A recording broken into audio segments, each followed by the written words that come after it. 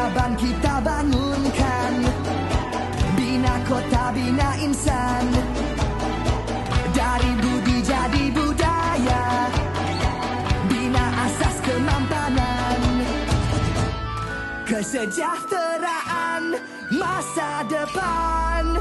Ayo seluruh anak bertivi, bangunkan Malaysia Madani, sepenuh hati, jiwa, semangat, terus meyakini Malaysia Madani. Assalamualaikum warahmatullahi wabarakatuh dan salam sejahtera, salam Malaysia Madani, salam Kedah sejahtera di mak kita semua. Bandar Bidayuh Hunyi bukan hanya merupakan satu bandar yang indah. Ia tentang bagaimana kehidupan kita berkembang dalam keadaan yang sihat, selamat dan seimbang di dalam bandar ini. Di Alustar, ruang hijau seperti ini merupakan nadi kesejahteraan bandar.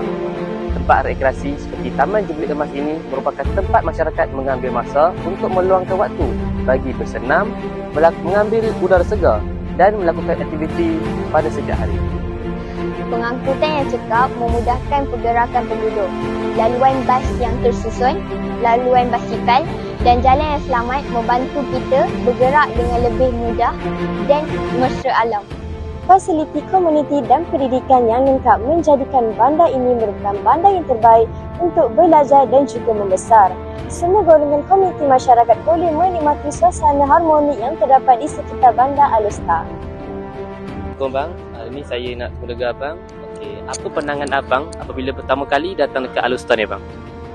Bagi saya lah, bandar Alustar ni tidaklah sesibuk yang macam kita sangka lah. Tidak macam Sungai Petani.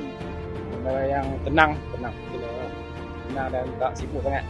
Cantik, Santai. bersih. Pagi tadi saya tengok, ingat tak ada orang kerja kan. Sebabnya jalan lengang je, dekat tepi lain pun tak ada kereta kan. Jadi Tuan apa rasa bandaraya ni merupakan satu bandar yang sama tak ataupun memenuhi ciri-ciri keselamatan yang sepatutnya macam tu? ya, saya setuju dengan kenyataan Nurul Selamat. Siapa yang nak pergi bandar tapi tenang di Alustar. Tapi suasana dia meriah lah waktu malam. Tengok banyak lampu semua kan. Jadi saya nak dengar cadangan daripada tuan dan puan, apa yang pembaruan yang boleh dilakukan? Contohnya salah satu, kena banyakkan lagi rekreasi untuk kanak-kanak, untuk keluarga lah, untuk keluarga kan. Kita merupakan sebahagian daripada bandar ini.